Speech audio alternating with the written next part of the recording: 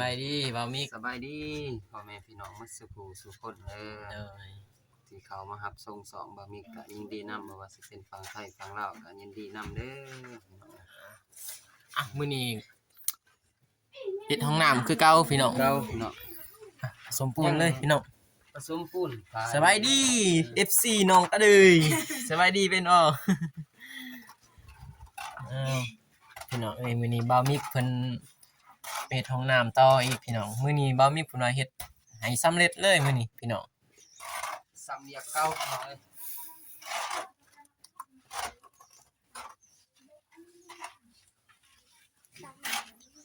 มื้อนี้ให้แล้วเนาะมื้อนี้นี่ยังบ่ลายบ่ยัง2ด่าน2ด่านเราว่าสิเฮ็ดให้แล้วมื้อนี้ให้มันแล้วเร็วๆพี่น้อง FC เพิ่นก็รอลุ้นให้น้องก็เดยได้อาบน้ำเข้าห้องน้ำอีก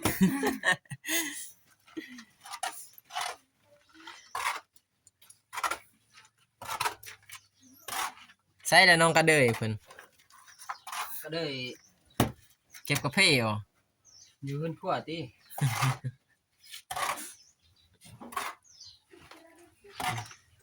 ใส่น้ำลายก็บ่จักเนาะจักแล้วสั่งบ่าวมิกเพิ่นเฮามื้อนี้สืบต่องานให้เสร็จสมบูรณ์พี่น้องเอ้ยเพราะว่า FC ก็ว่างามได้สิแล้วบ่มีมื้อนี้ก็เบาทางเบานุ่งเพิ่นบ่ได้มาเนาะพี่น้องมีแต่ซ่องไอ้น้องมาพี่น้องสิลงไปหุ่นบ่เพิ่นว่าไปทุ่งวายบ่พี่น้องไปเฮือนน้องน้ำพลเพิ่นพี่น้องไปซื้อดินซื้อหยังแหละพี่น้องเอ้ยเลยบ่าวจ่ายกับบ่าวมิกเพิ่นมาเฮ็ดมื้อนี้ซื้อต่อห้องน้ำพี่น้องเอ้ย มาเรื่อยๆแหละพี่น้องมื้อนี้ว่าเสร็จให้มันแล้วพี่น้องจักสิแล้วหรือบ่ก็รอเบิ่งอีกพี่น้องเอ้ย จักหน่อยว่าต่อ FC พี่น้องเอ้ยมาคุมื้อเลยพี่น้องจนห้องน้ำแล้วพี่น้องพุ่นน้องก็เด้อเพิ่น เด้กินบ่กินข้าวบ่จักสิต่อบ่มีเฮา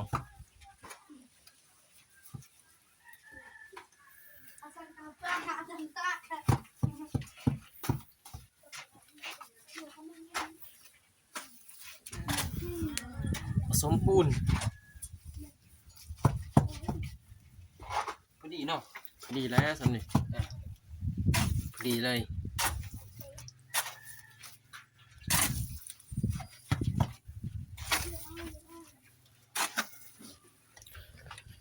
อีกซี่เนาะก็ได้บ่นี่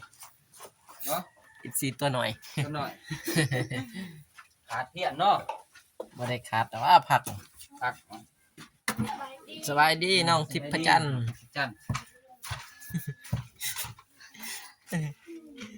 เมื่อวานนี้เมื่อจนค่ำมื้อนี้สืบต่ออีกแต่มันแล้วได้มื้อนี้ได้น้องทิพจันทร์เด้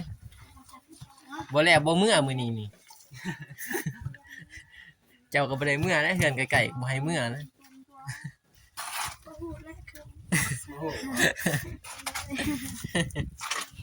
บ่ฮู้อีก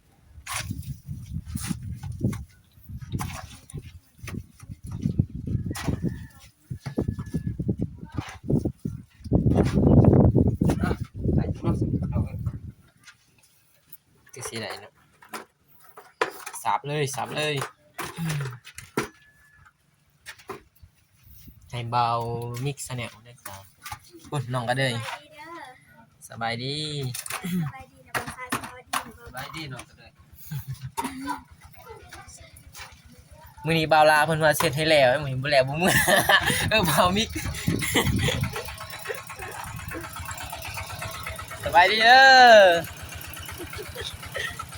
ได้ลายบ่กับพี่ฮะขี้คร้านแล้วเมื่อเข้าวงบ่โอ้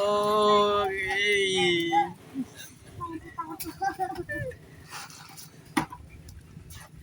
เก็บกาแฟว่าได้2-3หน่วยบ่มีเมื่อเพิ่นว่า กาแฟก็เริ่มมืดเลยเด้พี่น้องเอ้ย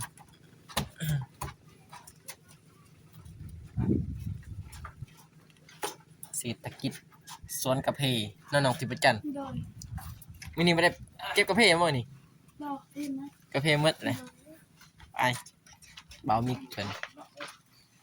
มื้อนี้ภาคนี้อีกพี่น้องมื้อนั้นฝากนั่นแล้วเลยก็ภาคนี้ต่อเบามิกเพิ่น ท่านโคตรหนามได้นี่เนาะ ต่อซ้ายมาได้บ่ ว่าตั้งน้ำสิกุเอา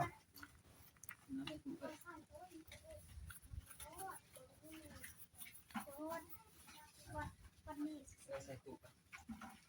บ่มัน ให้มันดูดหนัง คุณจับ มื้อนี้ฟ้าหนีแล้วบ่พี่น้อง2คนกับเบามิกสแนลบ่ แม่นพี่น้อง โอ้พี่น้องเอ้ย มาซื้อเบียร์เก่า จังนั้นว่าพี่น้องว่าถ่ายแต่ก็เก่าตัวเก่าบ่เพราะว่า ให้มันแล้ว มันบ่แล้วเด้พี่น้องเอ้ย ให้มันแล้ว จังได๋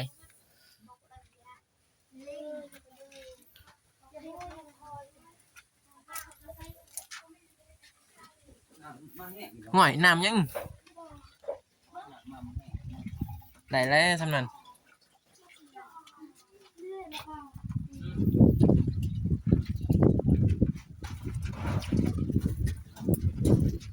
น้ำก็มาคอยอย่างนี้ ทดน้ำก่อนทดน้ำก่อนเพื่อให้มันติดพี่น้องเอ้ยทางสั่งเบามิกเบาใส่จักหน้อยสิเฮ็ดพี่น้องเอ้ยจับกล่องก่อนจับกล่องให้เบามิกเพิ่นก่อนพี่น้อง ให้เบามิกเพิ่นลงมือก่อนพี่น้อง มือก่อนเนาะ แล้วเบาใส่ก็จับเด็ดจักหน้อยพี่น้องเอ้ยเบาใส่ก็จักหน้อยเพิ่นแหละให้เบามิกเพิ่นลงมือก่อนกับน้องกันเด้อกับน้องที่ประจันนี่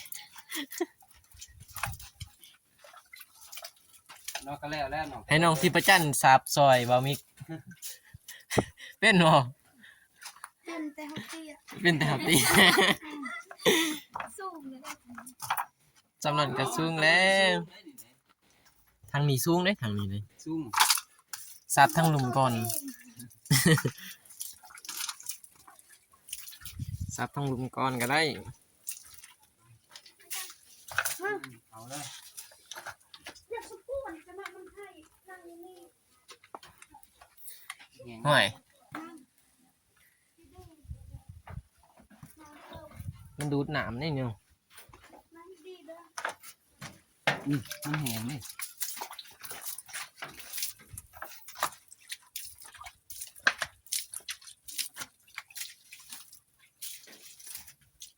มาจนห้องน้ำแล้วแล้วเบามิกสะแนว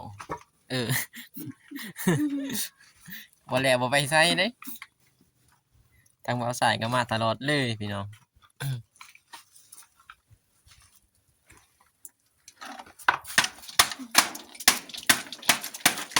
นิดเนาะ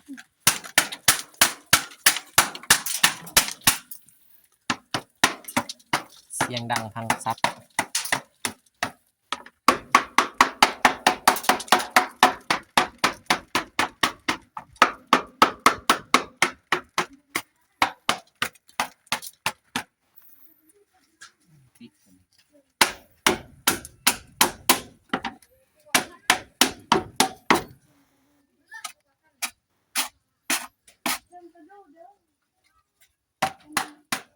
ไม่ได้เส้นหนามใบเนาะ เซ่แล้ว แซ่บ มันติดอยู่แล้ว ติดตัวเก่า ได้แล้วนะมันนั่นอยู่ดอก มันมีฟ้านี่มัดมือปะจ๊ะ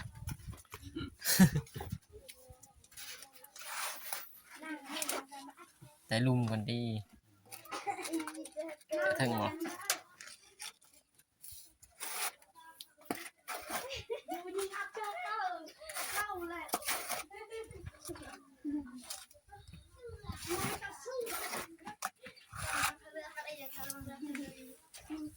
เข้าลงมาเลย ถึงลงลุมบ่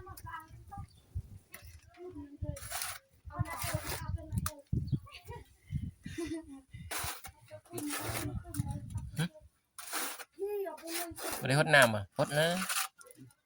ฮดอีกบ่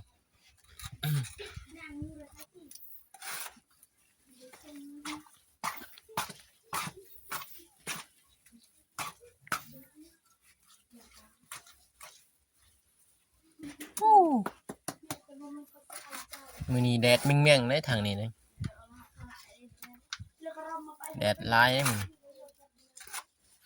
เหาะหนาวจักมื้อแลงนี่เนาะ มาเลย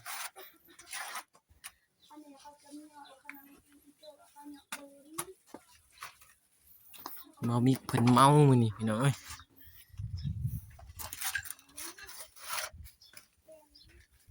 ทางเบาสายยังบ่ทันพี่น้องจักหน่อยเบาสายก็สิเฮ็ดคือกันอ้าว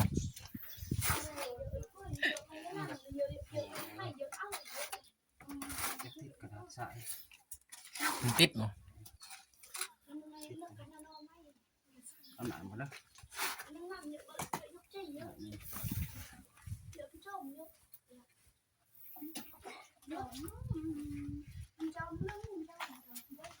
ติดแน่ นางเลี้ยงมาเขาจะเอาผัว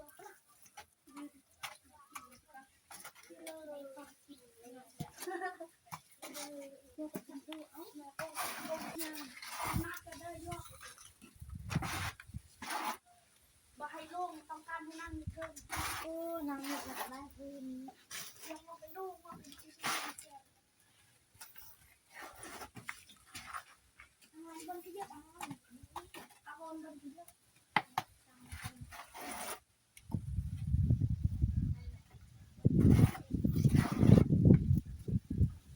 มื้อนี้แล้วมื้อนี้เนาะทางนี้แล้วอยู่ดอกเนาะ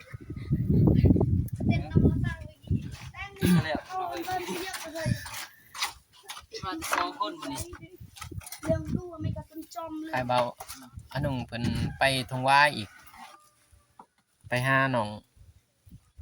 น้ำพ่นบ่ไปซื้อดินบ่ไปมีแต่เบามิกกับเบาสายมากับน้องทิพจันทร์มือ มาสวยเหมือน มาซอยเบิ่งเนาะ มายืนให้กำลังใจนะ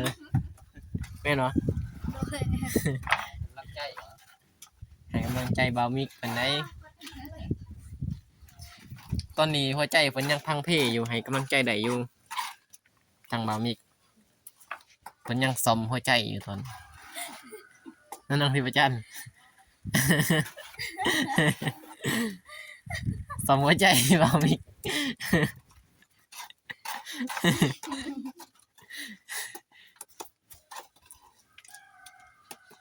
กินแล้วว่าขาวเพน เบียดไปเลย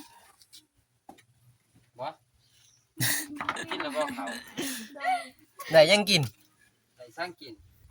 กินปลากระป๋องหวานได้กินแล้วบ่กินแล้วบ่ปลากระป๋องอันนั้น กิน ทางอ้ายเบานุ่งเพิ่นให้กินแล้ว โดย แซ่บบ่ แซ่บ แซ่บกินกับไผแน่แม่ได้กินบ่แม่ได้กิน โดย อืม ที่เบียด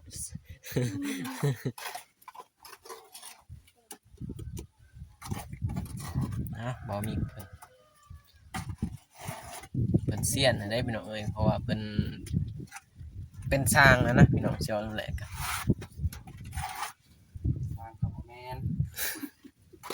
สร้างสมัครดิน สร้างสมัครดินนะ อยากจักมากเป็นนางโมเป็น เนี่ย ฮะ ประเทศแต่เห็ดโมเป็น อยากเฮ็ดบ่เป็น ก็แม่นบ้านแต่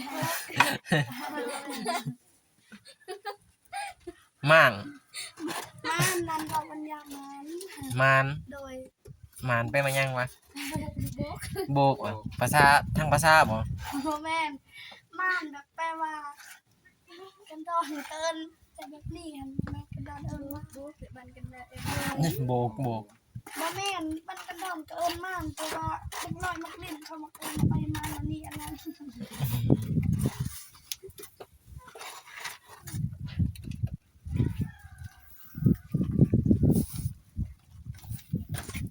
เนี่ยจะมีตัวซอยมันเนาะ วันนี้มีคนซอยน้องที่ประจัน เอาปูน สวย สอยทางเบามิกเบาสายจับกล่องก่อนพี่น้องเอ้ยจนได้ว่าเบาสายบ่เห็นอีกไปใช้เบาสายอีกเบาสายยังจับกล่อง ผ้าอยู่เนาะ จับกล่องให้เบามิกเพิ่นพี่น้องเอ้ยให้เพิ่นโซ่ผลงาน คิดโคตรแน่ เจ็บคอเบาสายมามือทำอิดก็เจ็บคอคือกันพี่น้อง แล้วนี่มันเท่ มือทำอิดมาปึ๊บเบาสายเมื่อจากพุ่นก็ นอนตกนอน ตกมอน ซ้อมเหมือนกันเลยยังคือเก่า ตะโกนไอ้กลาง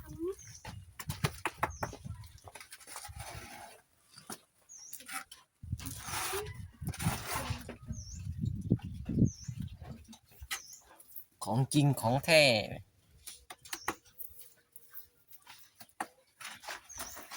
โบกน้องพิพจันทร์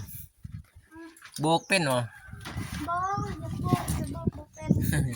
ยานปุ่นตกเนาะ โดย เมื่อวานนี้ก็เบิ่งไงเด้บ่เป็นบ่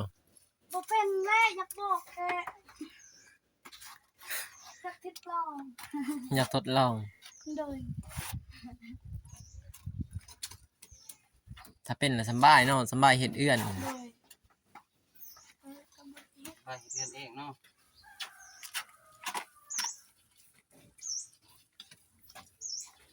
ให้บ่มีเพิ่นเฮ็ดก็ได้